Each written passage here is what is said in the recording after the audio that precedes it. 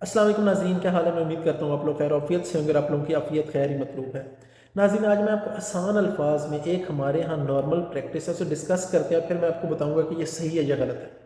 नाज़रीन, वो ये है कि हमारे घर में वालिद हैं, वालदा है, दादा है या दादी है, कोई भी अगर वो डायबिटिक है यानी कि अगर शुगर का मरीज़ है, तो हम क्या कहते हैं कि इसे हमें क्या करना चाहिए, हमें इसे मकई के आटे की रोटी देनी चाहिए। क्यों? वो शुगर के मरीज़ों के लिए अच्छी होती है। क्या होती है कि उससे ग्लूकोज स्पाइक नहीं आती, यानी कि आपकी शुगर ज़्यादा नहीं बढ़ती। तो क्या ये बात ठीक है या गलत है? तो नाज़रीन, इसे समझाने के लिए मैं आपको एक आसान सी बात बताता हूँ। आप कोई भी चीज़ खाते हैं, उसके अंदर ऑयल जितना ज़्यादा होगा तो वो आपके लिए बेहतर है। उसमें प्रोटीन जितना ज़्यादा होगा तो वो आपके लिए बेहतर है, और जितना ज़्यादा फाइबर होगा वो आपके लिए बेहतर है।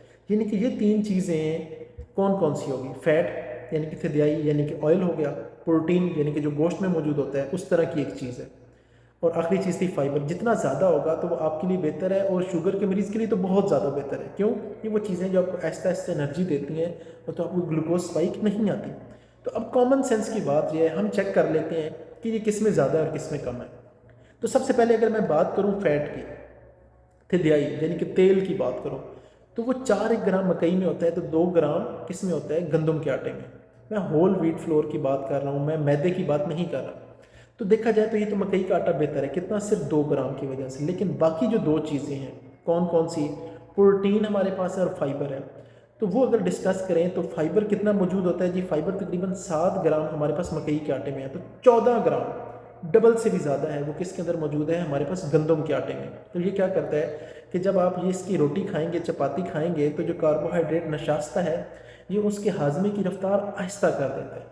जब आहिस्ता करता है तो हल्की हल्की आपको ताकत मिलती रहती है, तो फिर आपकी ग्लूकोज स्पाइक नहीं आती, आपकी शुगर हाई नहीं होती, आप सेहतमंद हैं तो आप शुगर के मरीज़ नहीं बनेंगे।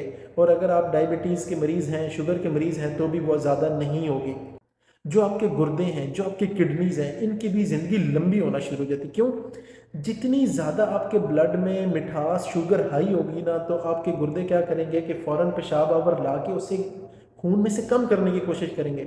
तो वो जो मिठास होती है उसका आपके गुर्दों पे बड़ा प्रेशर बनना शुरू हो जाता है, और उससे क्या होता है कि आपके गुर्दे फेल हो जाते हैं। तो मकई का आटा है तो उसमें क्या है कि उसके अंदर फाइबर कम है, तो हमारे पास गंदम के आटे में फाइबर ज़्यादा है। तो इससे हमें क्या पता लगा कि आपके गुर्दों के लिए, और अगर आप शुगर के मरीज़ हैं, और आपकी सेहत के लिए गंदम का आटा बेहतर है। तीसरी क्या चीज़ आ जाती है? प्रोटीन के हवाले से। ये भी आहिस्ता आहिस्ता एनर्जी देता है, इसीलिए हम कहते हैं अगर आपको मिसाल के तौर पे अगर आप डायबिटिक हैं, शुगर के मरीज़ हैं, तो आप गोश्त खा सकते हैं।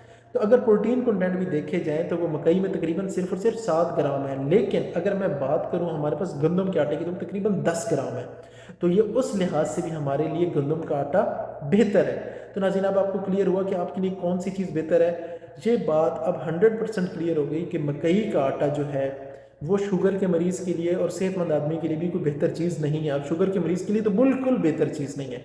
लेकिन ऑन अदर हैंड हम देखा जाए तो गंदम का आटा बेहतर है। क्यों? उसके अंदर फाइबर ज़्यादा है, उसके अंदर प्रोटीन ज़्यादा है। अगर आपको यहाँ से भी बात क्लियर नहीं हुई तो मैं आपको ग्लाइसेमिक इंडेक्स का बताता हूँ। अगर आप ग्लूकोज लेंगे तो उसका 100 वैल्यू होती है।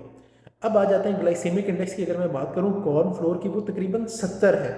और अगर आप गंदम का होल व्हीट फ्लोर लेते हैं, यानी कि जो गंदम की चाइना चक्की का पिसा हुआ आटा लेते हैं, तो उसकी तकरीबन 56 से 60 के दरमियान, यानी कि देखा जाए तो ये ऑन एवरेज कोई 20 से 25% बेहतर है मकई के आटे से। तो नाज़रीन, ये बात क्लियर हो गई कि अगर आपके घर में कोई पेशेंट है डायबिटीज़ का, शुगर का, तो हमने उसे मकई का आटा बिल्कुल नहीं देना। हमने उसे क्या करना है?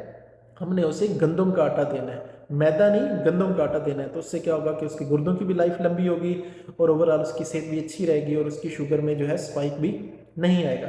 नाज़रीन, मैं उम्मीद करता हूँ आज का सेशन आपके लिए नहायत फ़ायदेमंद रहा होगा। किसी किस्म का कोई सवाल हो तो कमेंट बॉक्स में पूछ सकते हैं। अपने होस्ट समर गुंदर को इजाज़त दें।